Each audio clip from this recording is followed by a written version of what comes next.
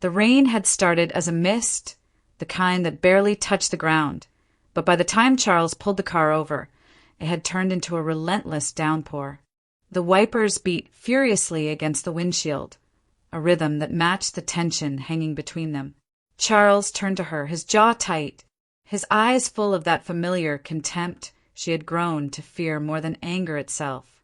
"If you're going to cry, do it outside," he said. His voice was calm, too calm. Then the door unlocked with a sharp click, a sound that would echo in her head for years. Nora didn't move at first. 67 years old, and she still froze like a scolded child when he spoke that way. But Charles had already shifted the car into gear. "Don't make this harder than it is," he muttered. "Harder for who?" She wanted to ask, but her voice was gone, trapped somewhere between her chest and her throat. The car door opened on its own weight, and the cold air rushed in. She stepped out. Her shoes sank slightly into the puddles on the pavement. The door slammed shut behind her, a single, dry thud swallowed by the rain. Then he was gone. The red glow of the taillights blurred through the water on her lashes until it disappeared entirely. For a long time, Nora just stood there under the broken roof of the old bus stop, the kind with peeling paint and a bench too, wet to sit on. Her beige coat clung to her shoulders, heavy with water, and her purse hung loosely from her wrist. She could taste salt on her lips, rain or tears, she didn't know. People passed by, umbrellas bobbing like indifferent ghosts. No one looked at her. That was the worst part, not the abandonment, not the humiliation, but the invisibility. After 4 decades of marriage, she had become something you could overlook without guilt. A bus hissed as it slowed at the stop, but she didn't board. She had nowhere to go. Her son lived 3 states away and barely called. Friends had faded with time. The neighbors saw her as Mrs. Bennett, the quiet wife who baked for church fundraisers and kept her garden neat. None of them knew what it meant to live beside a man who could slice your confidence to ribbons with a single glance. She tried to steady her breath. Rainwater dripped from her hair down her neck. The streetlights flickered on, glowing dim through the storm. She remembered the day she married Charles, how handsome he looked in his navy suit, how certain she'd been that she was loved. That certainty felt like someone else's memory now, something borrowed and long returned. Her reflection caught faintly in the glass of the bus schedule. The woman staring back looked unfamiliar, pale, older than she remembered. Eyes hollowed out from years of silence. She pressed a trembling hand to her cheek, feeling the chill of her own skin. For the first time, she realized she didn't just feel abandoned. She was abandoned long before the car door closed. A gust of wind tore through the street, scattering wet leaves across the pavement. She turned up the collar of her coat, shivering. Somewhere far off, thunder rolled over the bay. Nora's knees ached. Her heart pounded too loudly in her chest, and she wondered if anyone would notice if she simply disappeared into the rain. Then, faintly, the sound of footsteps approached from behind, measured, deliberate, the tap of a cane against the sidewalk. But Nora didn't turn around yet. She stayed still, eyes unfocused, letting the cold wash over her. For now, all she could do was breathe and try to believe that the world hadn't ended in that parking lot. Not yet. The rain hadn't eased. It only fell in quieter sheets now, whispering against the pavement like a tired lullaby. Nora stood motionless beneath the flickering streetlight, her hands trembling as she tried to squeeze water from the sleeves of her coat. Then a voice, gentle, aged, yet steady, rose behind her. "You're not fine, dear. I can hear it in your voice." Nora turned. At first, she saw only the glow of a cane's silver handle and the dark outline of a car idling by the curb. Then the figure emerged, an elderly woman, small and elegant, wrapped in a beige wool coat and a cloche hat that belonged to another century. Her eyes were pale and unfocused, fixed somewhere past Nora's shoulder. Beside her stood a tall man in a dark suit, holding an umbrella above them both. "I'm sorry," Nora stammered, her voice barely audible through the drizzle. "I didn't mean to be in the way." "You're not in the way," the woman replied. "You're just lost, and that's different." She tilted her head slightly, listening not with her ears but with something deeper. "My name is Eleanor Whitmore," she said. "This is Miguel. He drives for me."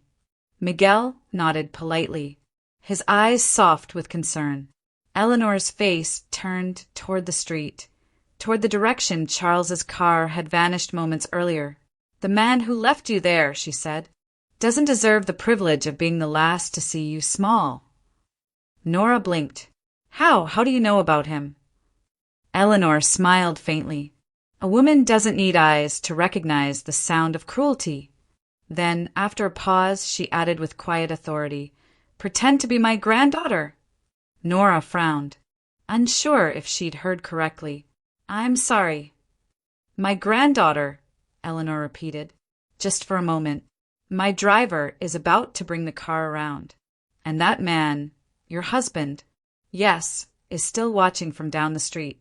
Let him believe you've been claimed by someone who sees your worth."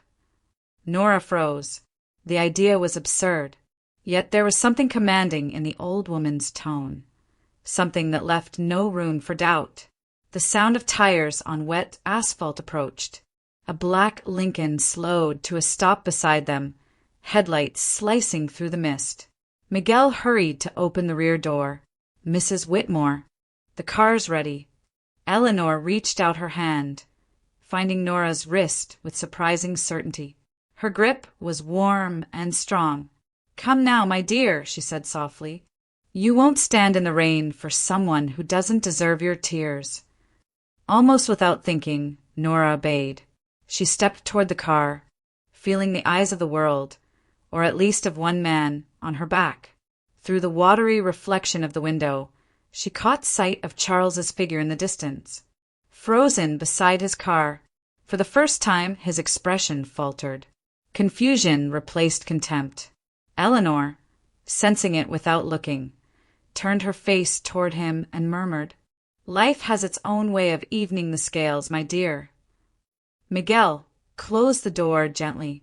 The car glided forward, leaving the soaked pavement and the stunned man behind. Inside, the air smelled of leather and jasmine. The rhythm of the windshield wipers slowed to a steady, hypnotic beat. Nora sat in silence, unable to speak. Eleanor rested her gloved hands on the silver head of her cane, posture straight, face calm. "Don't worry about your belongings or where you'll sleep," she said at last. "You'll have a roof tonight. Tomorrow, we'll see if you're ready to begin again." "Why are you helping me?" Nora asked in a whisper. Eleanor turned her head slightly, her voice gentle but firm. "Because once someone helped me, and when a woman has suffered enough, she learns to hear the echo of pain in another." Nora looked out at the rain-slick streets, the city lights melting into blurred streaks of gold. For the first time that night, she didn't feel entirely alone. Langford House appeared through the rain like something half-remembered from a dream. Its gabled roof framed against the gray sky, ivy climbing the stone walls, windows glowing with soft amber light. The car followed the long gravel drive, tires crunching over wet pebbles, until it stopped before a grand oak door. Nora hesitated as Miguel hurried out to open it, unsure if she was intruding on a world that wasn't hers. "Come in, dear," Eleanor said, her voice calm and assured. "This house doesn't care who arrives, only who stays." Inside, the air was warm, smelling faintly of cedar and chamomile. The rain faded into a muffled hum against the tall windows.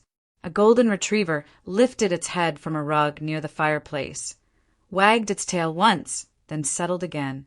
The hall was lined with portraits, women in long dresses, men in naval uniforms, each staring out with a quiet dignity. Miguel disappeared down the corridor, leaving them alone.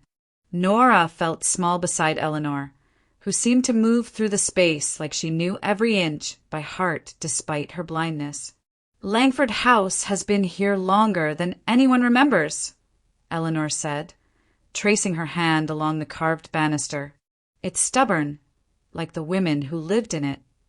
They entered the drawing room, where the fire crackled softly. Eleanor gestured toward a chair near the hearth. Sit, my dear. Let's dry those bones before they catch the cold. Nora obeyed, the heat soaking slowly through her damp coat. The flames threw dancing reflections across the polished floor. And for the first time since the bus stop, she felt her breath steady. Eleanor sat across from her, hands folded neatly on her cane. Tell me, she said, what broke you tonight? Nora hesitated. She had spent years building walls around her pain, keeping her voice quiet, her tears private. But something in Eleanor's presence, the way she waited without judgment, made it impossible to lie. It wasn't just tonight, Nora whispered. It's been years. My husband. He's always known how to make me feel small. He decides what I wear, what I say, what I'm allowed to feel. I used to think that was love. Now I think I just forgot what respect feels like. Eleanor tilted her head, listening as if each word carried weight. And yet, she murmured, you still looked back when he left. Nora blinked at the firelight. I wanted him to turn around. Of course you did, Eleanor said softly. We all wait for someone to notice the wreckage they've caused. But cruel men rarely do. They're too proud to see the ruins they leave behind. She leaned forward, slightly, her sightless eyes fixed in Nora's direction. You don't need eyes to see what's wrong, only honesty. The truth of it hit like a wave. Nora clasped her hands together, her throat tight. For years, she had convinced herself that endurance was virtue, that quiet suffering meant strength. But sitting there in the glow of the fire, she began to feel the weight of every apology she'd ever whispered to keep the peace. Eleanor rose slowly, moving with careful grace. You'll stay here tonight, she said. There's a guest room upstairs. Miguel will bring you something warm to eat. I can't impose. You're not imposing, Eleanor interrupted, the faintest smile crossing her lips. You're exactly where you were meant to be. Miguel returned with a tray, soup, tea, a folded towel. Nora thanked him quietly, her voice barely audible. When she glanced up again, Eleanor was standing by the window, her silhouette framed against the rain-swept bay. Sleep well, Nora Bennett, she said gently. Tomorrow will feel different. Perhaps not easier, but different. Later, in the guest room, Nora lay awake beneath a heavy quilt. Outside, the storm softened, and the sound of waves against the shore became a steady rhythm.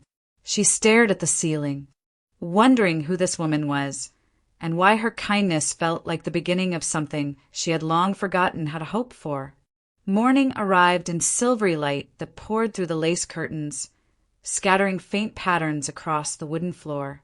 The storm had passed, leaving behind the scent of salt and wet earth drifting in through the cracked window. Nora woke with the disorienting calm of someone who had cried themselves empty the night before. For the first time in years, she hadn't dreamed of escape, just stillness.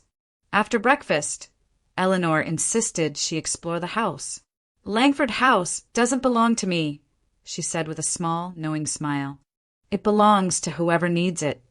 So Nora wandered. Each room held traces of another life, a life well lived and fiercely felt. The sitting room was filled with old photographs of women laughing on the porch steps, a piano with yellowed keys and stacks of books whose spines had surrendered their titles. The scent of beeswax and rosewater followed her from hall to hall. She stopped in front of a painting of a young woman with sharp eyes and a determined chin. The brass plaque read Eleanor Whitmore, 1965. The resemblance startled her, not in the features, but in the expression. Defiant, unyielding, alive. Nora found herself whispering, "You were brave," as though the portrait could hear her. Upstairs, the hallway grew quieter, the air thicker with the weight of memory.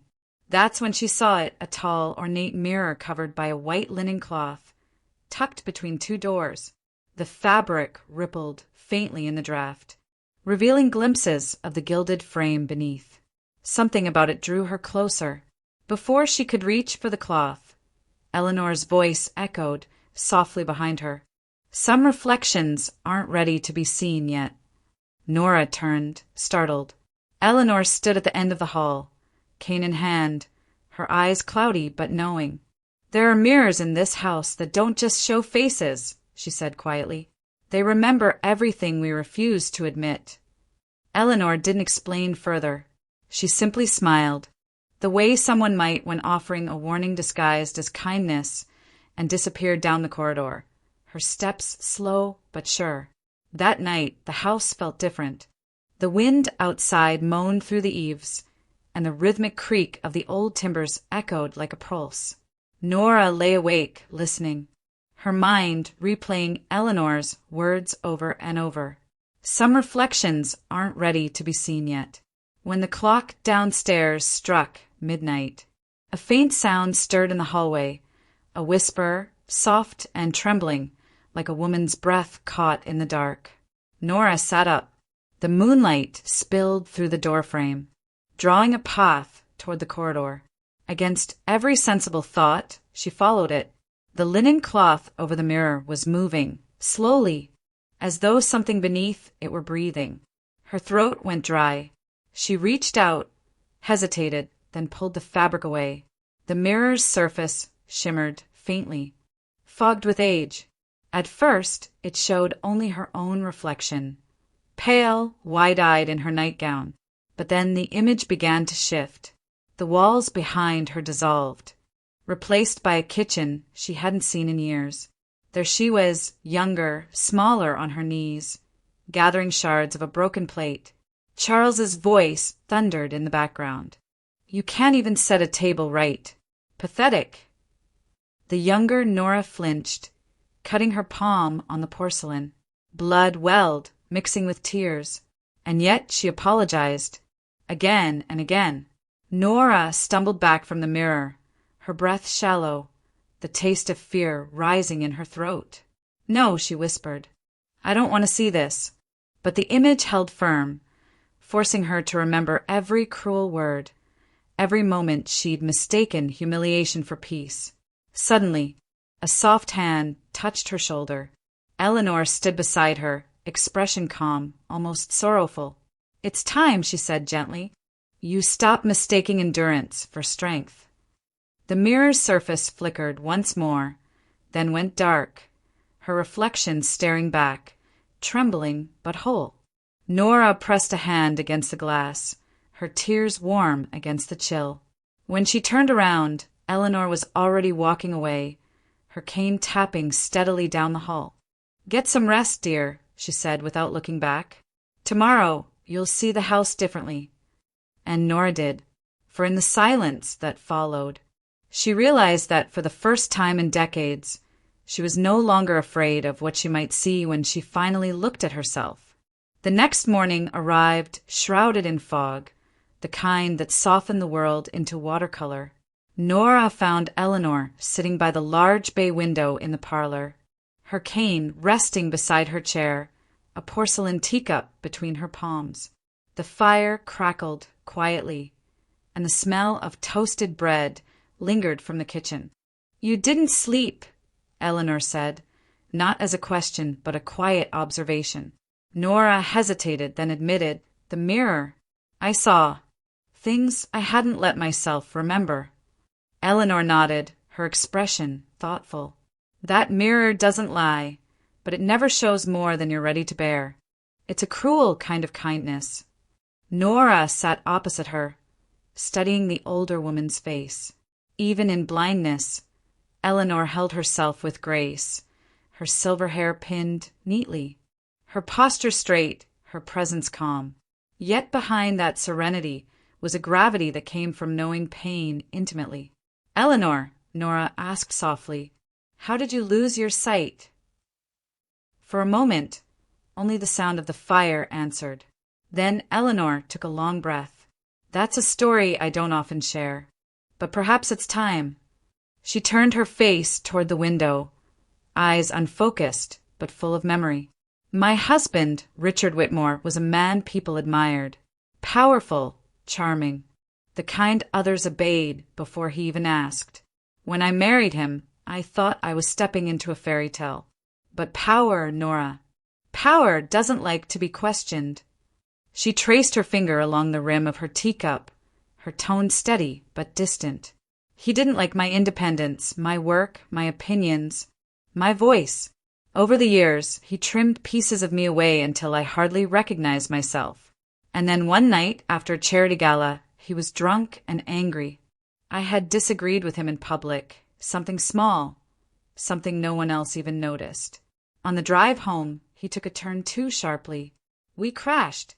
I survived, but my eyes did not. Nora's heart ached. He did that to you. Eleanor gave a faint smile, not bitter, just tired. He said it was an accident, and perhaps it was. But the truth is, he thought blindness would silence me. Instead, it freed me. The fire popped loudly, sending a shower of sparks into the air. Nora stared at her, unable to speak. I left him a year later, Eleanor continued. I sold the company's shares he thought I couldn't handle, bought this house, and started over. People pitied me for losing my sight, but I pitied them for still living under illusions. Sometimes, when the world takes something from you, it's only clearing your hands for what you were meant to hold. Her words lingered in the quiet room like a soft benediction. Nora felt her chest tighten, realizing how closely their stories aligned. Different eras, same cruelty, same lesson. You and I, Eleanor said, tilting her head toward her, we are mirrors. You see what I once was, and I see what you could become. Nora's voice trembled. And what if I'm too broken to start again? Eleanor smiled gently. The mirror doesn't show what's gone, my dear. It shows what must end. The words sank deep, striking something in Nora that had been buried under years of fear. She looked at Eleanor, the woman who had lost her sight, yet seemed to see more clearly than anyone Nora had ever known, and felt something shift inside her. In that moment, the two women became reflections of one another, one teaching, one learning, both standing on the edge of transformation. Outside, the fog began to lift, and sunlight spilled across the bay, turning the water into glass. Nora thought of the mirror upstairs and realized that maybe, just maybe, she was ready to face what came next. Weeks passed quietly at Langford House. The rhythm of the days began to settle into something gentle, like the steady swing of a pendulum that no longer rushed toward anything. Nora would wake to the distant sound of gulls over the bay and the faint aroma of coffee drifting from the kitchen. The house, once foreign, now felt like a living thing that breathed with her. Eleanor's presence filled the days like a guiding current, steady, patient, and sharp when it needed to be. She never preached, never ordered, but somehow every conversation became a lesson. Listen to the silence between things, she often said. That's where truth hides. They spent their mornings in the garden, where rows of hydrangeas spread like pastel clouds under the summer sun. Miguel tended the paths while the two women sat by the wrought iron table, a pot of tea steaming between them. Nora learned to notice small miracles again, the texture of petals between her fingers, the hum of bees, the warmth of sunlight on her shoulders. Sometimes, Eleanor would ask her to write. Letters you'll never send, she instructed. Say the things you were never allowed to say. So Nora wrote. Each word felt like a splinter pulled from a deep wound. She wrote to Charles about the silence that suffocated her, the apologies she should never have given, the pieces of herself she had bartered away for peace. She never read them aloud, but Eleanor didn't need to hear the words to know what they contained. One afternoon, while the hydrangeas swayed in a salt-scented breeze, Eleanor said quietly, "Forgiveness doesn't mean return. It means release." Nora looked up from her teacup, frowning softly. But how do you forgive someone who isn't sorry? You don't, Eleanor replied. You forgive yourself for waiting for them to be. The simplicity of it hit Nora like sunlight breaking through fog. For years, she had imagined forgiveness as surrender, a sign of weakness, of giving her pain back to the one who caused it. But Eleanor made it sound like freedom. From that day, something in Nora began to loosen. She laughed more often, hesitant at first, then fully. Sometimes she laughed so hard at Eleanor's dry humor that Miguel would peek out from the kitchen just to smile. There was lightness in her now, a grace she didn't recognize. She learned small rebellions, choosing her own clothes without shame, eating breakfast by the window just because the light felt good, walking barefoot in the grass.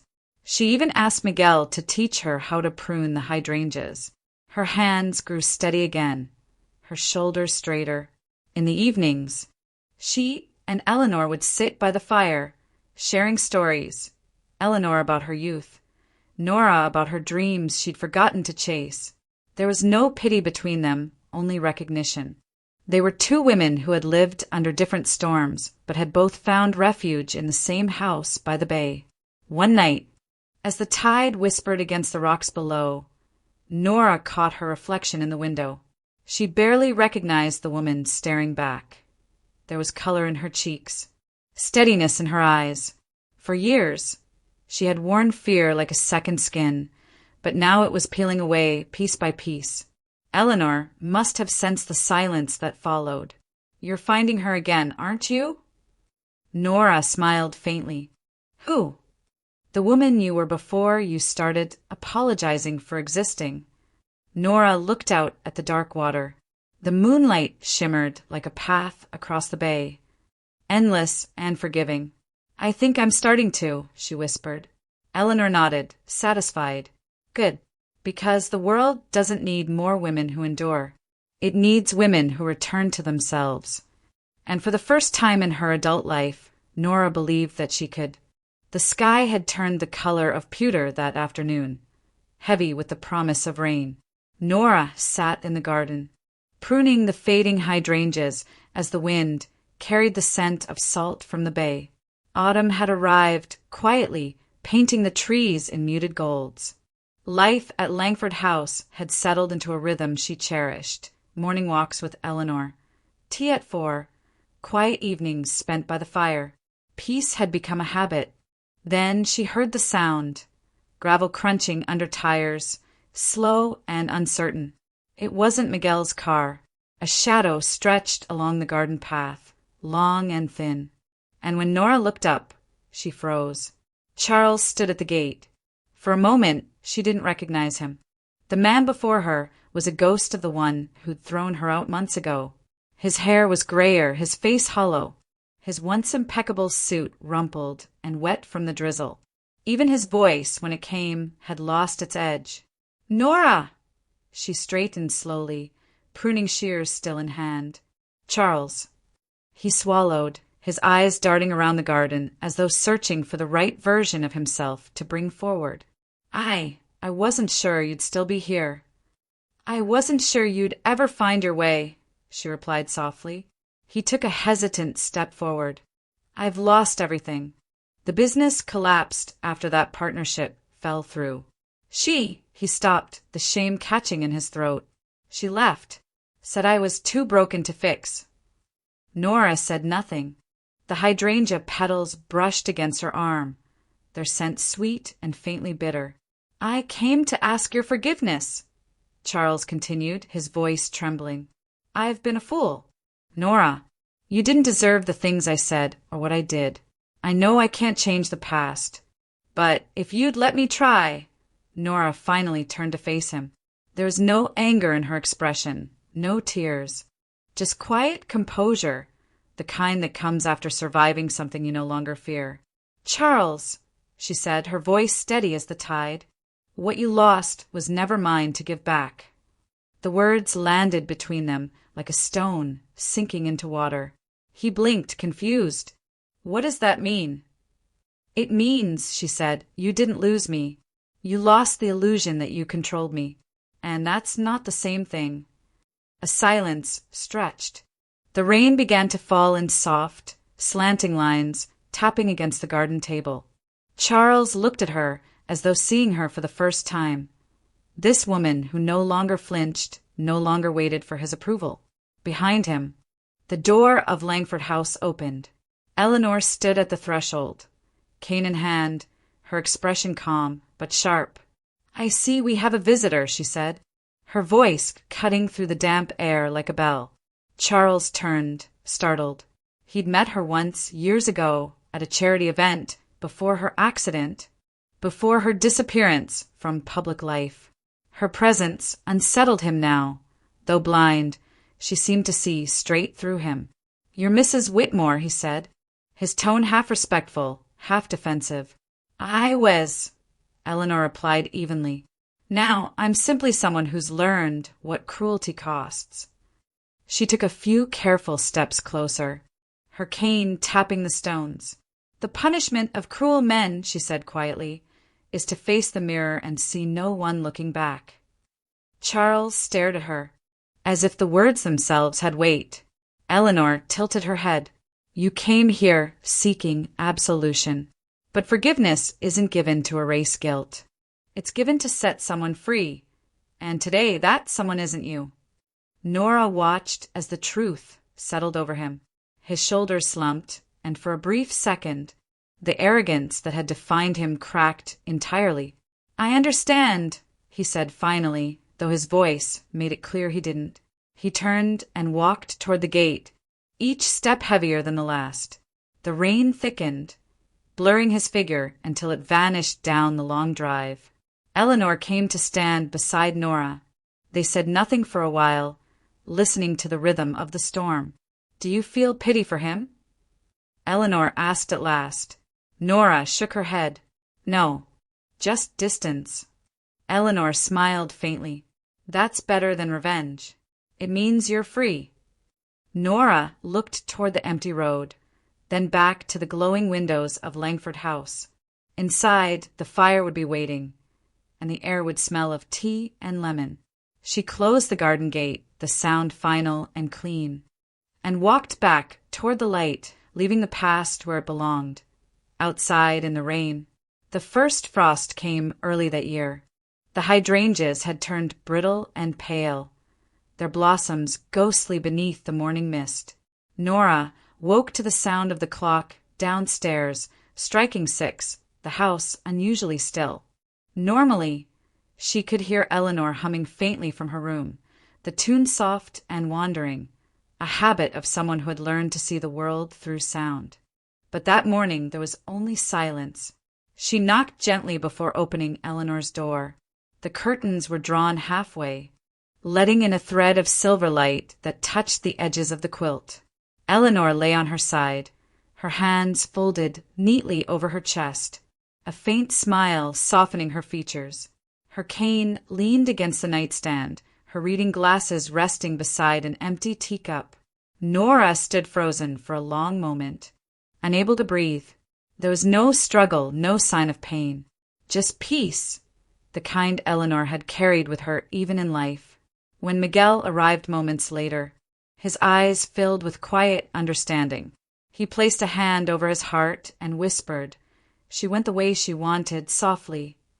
Later that afternoon, after the doctor had come and gone, Nora sat in the parlor beside the fire, her hands trembling around a sealed envelope Miguel had found on the desk.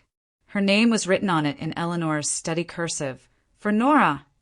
Beneath it lay a small brass key, old and polished smooth with time. She hesitated before opening it.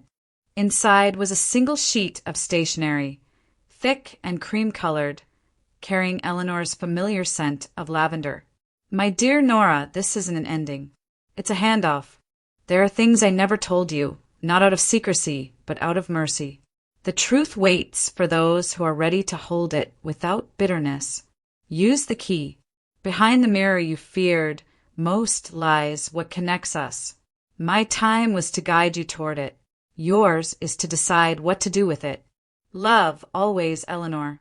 Nora read it 3 times, her pulse quickening with every word. behind the mirror.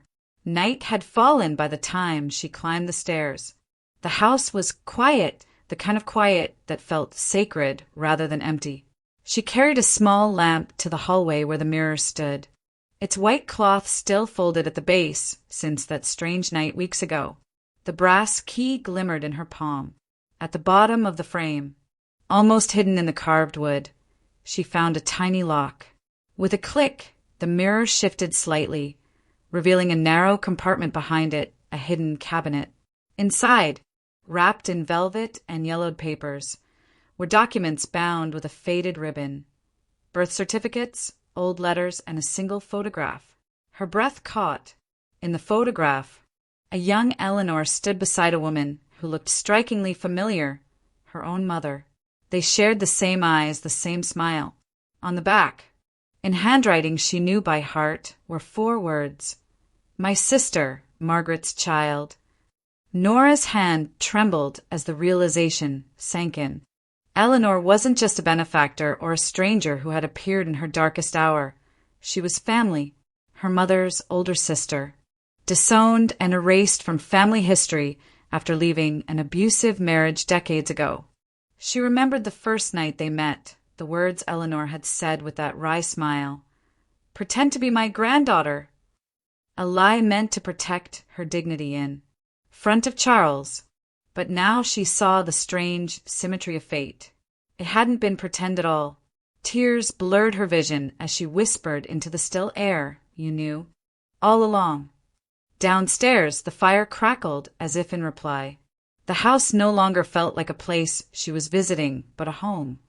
One she was meant to inherit, not by blood alone, but by spirit. Nora folded the letter carefully, pressed it to her heart, and stood before the mirror once more. Her reflection looked different now, stronger, rooted, alive. "This isn't an ending," she murmured. "It's exactly what you said, a handoff." And with that, she closed the mirror, the key still warm in her hand, carrying forward not just Eleanor's legacy, but her own. Winter passed, and with spring came change, quiet, deliberate, and certain. The bay thawed first, glimmering under the pale sunlight that stretched over the water. The gardens at Langford House stirred again, hydrangeas pushing new buds through the frost-bitten soil. Yet the heart of the house had shifted. Eleanor's absence was felt in every room, in every silence between the ticking of clocks. For weeks, Nora moved through the house like a caretaker of memory, sorting papers, cataloging Eleanor's music, and meeting with the lawyer who handled the estate. The inheritance shocked her at first. The house itself, the land along the bay, and a substantial trust. In Eleanor's final will, she had written a single line under Nora's name: "For the one who will give this home new purpose." Nora sat in the parlor one evening, staring at the legal papers spread across the table. The fire flickered softly, the scent of wood smoke curling through the air. Outside, the wind hummed against the windows, like Eleanor's voice reminding her of unfinished work. A thought had been forming in her mind for days, a way to honor the woman who had saved her not just from despair, but from invisibility. Langford House had been a sanctuary for her, a place to rediscover herself. Perhaps it could be that for others too. By summer, the transformation began. Painters and carpenters filled the halls, repairing the worn walls, brightening the old rooms with sunlight. Nora supervised every detail herself. Fresh linens in the bedrooms, a new stove in the kitchen, bookshelves rebuilt in the library. The plaque at the gate read, "The House of Dawn." The name came to her in a dream, Eleanor's voice whispering, "Every dawn belongs to a woman who survived the night." When the first guests arrived, Nora stood on the porch waiting. There were 3 women, a mother and her teenage daughter escaping an abusive home, and a young teacher who'd fled a controlling relationship. They looked exhausted, wary, clutching small bags, as if ready to leave at the first sign of disappointment. Nora greeted them not with pity, but with recognition. "You're safe here," she said simply, "and you're not alone anymore." Over the weeks that followed, more women came, each carrying their own kind of sorrow. A nurse who had lost her confidence after years of manipulation. A grandmother who'd been evicted by her own son. A student too frightened to go home. Each found something different in the house by the bay. Peace, strength, belonging. Langford House filled with life again. Laughter echoing through the halls. Music drifting from the parlor. The hydrangeas bloomed brighter that year, as if responding to the voices of the women who sat beside them each morning, sipping tea and sharing stories they had once been too ashamed to tell. At night, when the lights dimmed and the house fell quiet, Nora would sit by the old mirror in the hallway. Its surface no longer frightened her. Sometimes she thought she could almost see Eleanor's reflection there, not as a ghost, but as presence itself. In her final days, Eleanor had kept a journal. Nora found it weeks later in the drawer of her bedside table, the pages filled with neat, flowing script. The last entry stopped her breath. When one woman rises, all the others rise with her. A house is not just bricks and mortar. It's memory, safety, defiance. If I can no longer guide them, let this place do it for me. Nora closed the book, tears tracing warm paths down her cheeks. She set it on the mantel beside a vase of fresh hydrangeas, the blooms catching the glow of the firelight. Outside, the dawn began to rise over the bay, soft pink, and unhurried. The world was waking, and so were the women within Langford House. Nora smiled, whispering into the quiet morning, "You were right, Eleanor. It's not the end. It never was." A year passed like the turning of a page. The House of Dawn had become more than a refuge. It was a living testament to everything Eleanor had believed in, a place where women found courage in their own reflections. The walls no longer echoed with silence, but with laughter, conversations, and the sound of healing disguised as ordinary life. Nora had grown into the role naturally. She guided the women who arrived with trembling hands and haunted eyes, not as a savior, but as a survivor. Some days she gardened beside them. Others she listened late into the night while they spoke their truths for the first time. It wasn't easy work, but it was honest, and it gave her life meaning again. Then, one crisp October afternoon, a letter arrived. The handwriting was unfamiliar, the envelope plain. It came from St. Joseph Medical Center in Port Angeles. The message was brief. Charles Bennett has been admitted for end-of-life care. He requested to see you. For a long while, Nora stared the page, feeling nothing at all. Not anger, not pity, just a quiet certainty that she needed to go. The hospital smelled of antiseptic and wilted flowers. The hallway lights buzzed faintly overhead. When she entered the room, she barely recognized him. Charles lay frail and shrunken, his once commanding presence reduced to a fragile body beneath thin sheets. Machines hummed softly beside him, tracing the rhythm of a fading heartbeat. He turned his head weakly when he heard her footsteps. "Nora!" His voice cracked, dry and uncertain. "You came." "I did," she said simply, stepping closer. His eyes, those same eyes that had once held cold judgment, now flickered with something else. Regret, perhaps, or fear. "I wanted to tell you I'm sorry. For everything." Nora watched him for a moment, the sound of the heart monitor steady and low. She thought of the years she'd spent waiting for these words, how she'd imagined they might bring closure or vindication. But standing there, she realized she didn't need them anymore. "I forgive you," she said quietly. Charles's lips trembled. "You do?" "Yes," Nora replied, "but not for you, for me." For a moment, he closed his eyes, as if those words lifted a weight even he didn't understand. She stood there until his breathing grew shallow, then turned to leave. As she walked down the sterile hallway, a nurse passed her with a gentle nod. The air outside was crisp, the kind that smells like rain and endings. She felt lighter than she had in decades. The next morning, the bay shimmered beneath a rising sun. Nora stood at the edge of the cliff, a shawl wrapped around her shoulders. The water reflected the dawn like liquid glass, the world unfolding in hues of gold and rose. Behind her, Langford House glowed with soft light, the women inside beginning their day, voices faint and full of promise. She thought of Eleanor, of that first night in the rain, of the mirror, of every step that had carried her here. Grief no longer felt like a wound. It felt like soil, something from which life could grow. As she turned toward the house, something caught her eye. In the window of the parlor, the sunlight hit the glass just right, and for a fleeting second, she saw Eleanor's reflection there, standing, smiling. The same calm serenity she'd carried in life. Nora didn't startle. She simply smiled back. A soft flutter brushed her shoulder. She looked down to see a white butterfly resting there, its wings trembling in the cool breeze. It lingered for a heartbeat, then lifted off, rising toward the morning light until it was nothing but a glimmer in the sky.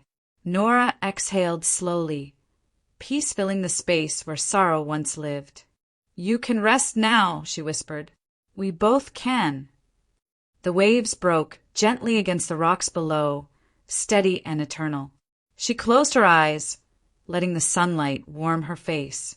Behind her, laughter drifted through an open window, the sound of new beginnings. And in that golden hour, Nora understood what Eleanor had meant all along.